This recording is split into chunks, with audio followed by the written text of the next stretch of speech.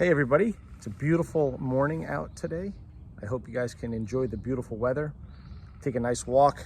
That's a perfect way to improve your HRV, your rest and digest system, right? So not a whole bunch of questions this week. One of them had to do with me talking about the blood pressure medication. And just to be clear, guys, I'm not telling you to get off your blood pressure medicine. I'm telling you guys to do your due diligence, meaning do your research, then have a conversation with your doctor. When you're on three or more blood pressure medications, which some people are, look at what the consequences are. There are lots of people who are really, really smart, PhDs, who deal exclusively with lipidology and blood pressure. That's who you should listen to. That's who you should read.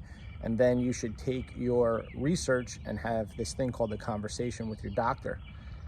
That's what I would do if I were you. So I'm not telling you to do anything with your blood pressure medication. I'm simply telling you to, I'm just trying to explain, first of all, how blood pressure medication affects HRV, because it obviously dials down your sympathetic nervous system and enhances your parasympathetic nervous system artificially. Like I said, it's not without consequence. But when you keep bringing the parasympathetic nervous system lower and lower and lower, it has these other downstream consequences by artificially inhibiting the sympathetic nervous system. Okay, that's enough about that. There was questions about some of the journal questions and why does it matter? People asked about blue blocking glasses.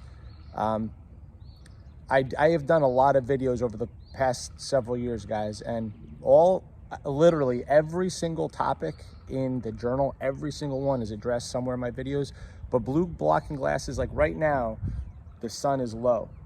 Okay, so you're getting a percentage of, as you guys know, visible light is made up of all of the colors. So when the light is low in sunrise and sunset, you're getting a nice spectrum of those reds and not so much of the blue. At high noon, that's where you're getting a lot of that blue light. And it's not that blue light is bad. Blue light wakes you up. But blue light is also the artificial light that you get from your TV, from lights, from your cell phone. And you may think to yourself, well, why is that a problem? Well, blue light really, really, really wakes you up. And there's a guy by the name of Dr. Jack Kruse, if you want to listen to him. It's really, really high-level stuff. If you want to listen to him on blue light and all that stuff, some of it is a little... I'm not 100% convinced on some of the things that he says. It's very hard to find substantial evidence on some of his claims, but a lot of the things that he says are absolutely true, and certainly how blue light affects serotonin and melatonin production, inhibits melatonin production at night, and why we need to be conscientious at night. Some people are just in front of screens all day, so it's blue light, blue light, blue light, blue light all the time. Our eyes are not meant for that. Our eyes are used to a sunrise and a sunset and a certain amount of blue light in the middle of the day. That's it. We're not designed to be bombarded. The effects of that are happening through the eye and even in the skin. It's probably a longer answer than you wanted, but like I said, if you want to really know more about it, Dr. Jack Kruse is the guy to listen to. Question about magnesium. When should you take magnesium? Again, magnesium has a relaxing effect on the muscles, similar to all of the electrolytes. People get constipated because your intestines are smooth muscle. And since it's a smooth muscle, and magnesium has a relaxing effect on smooth muscle, that one easy way to relieve your constipation is to make sure that you have enough magnesium in your diet. About 80% of women in America are magnesium deficient.